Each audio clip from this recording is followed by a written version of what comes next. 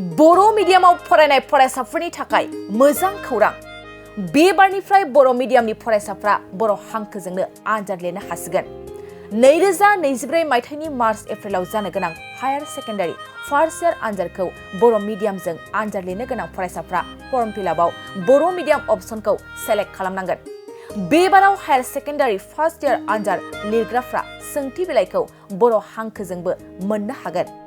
BTR ओनसोलनि बाहेरायाव थानाय बर' मिडियाम फरायनाय फरायसाफोरनि थाखायबो गोजोनथाव खौरां। बिटिआर ओनसोलनि बाहेरायाव थानाय बर' मिडियाम हायार सेकेन्डारियाव आनजाद लिरग्राफ्रा बर' मिडियामजोंनो लिरनो हासिगोन।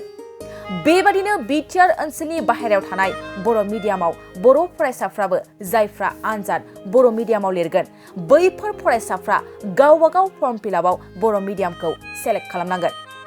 बेफोर बाथ्राखौ बुंदों दुलाराय बर' फरायसा आफादनि आफादगिरि दिपेन बर'आ।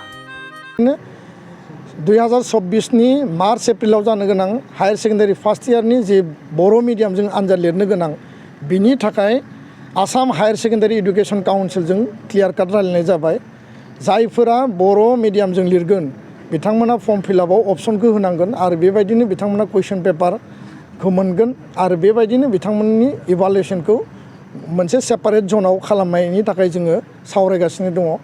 बिटिआरनि डाइरेक्टर अफ एडुकेशन बिथांजों रायलायनाय जाबाय, सेक्रेटारि दङमोन, गासैबो अल प्रिन्सिपाल बर' फरायसा आफाद थुनलाइ आफादजों ज' रायलायदों आरो बिटिआर लेभेलनि जेसेबां high secondary college junior college दङ बेयाव बर' मिडियामजों बयबो लिरनो हागोन।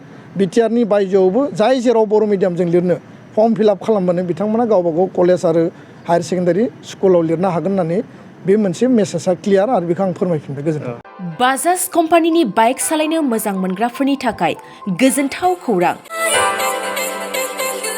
लोगोसेनो बेसेन नाङाजासे 5 लिटार पेट्रल, 2 हेलमेट, सीट कभार, 12 टाइम्स वाशिं कुपन मोननो हागोन।